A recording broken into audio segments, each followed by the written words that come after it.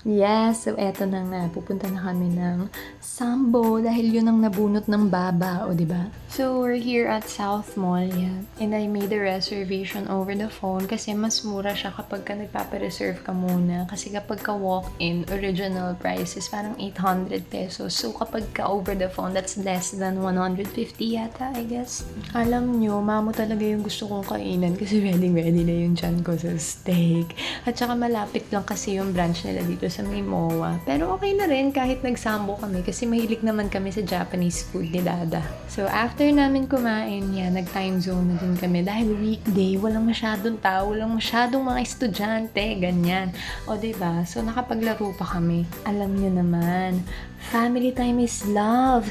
Kaya love, love, love! Ganon. In fairness sa time zone ng South Mall, ang linis at saka ang ganda, pero ang liit.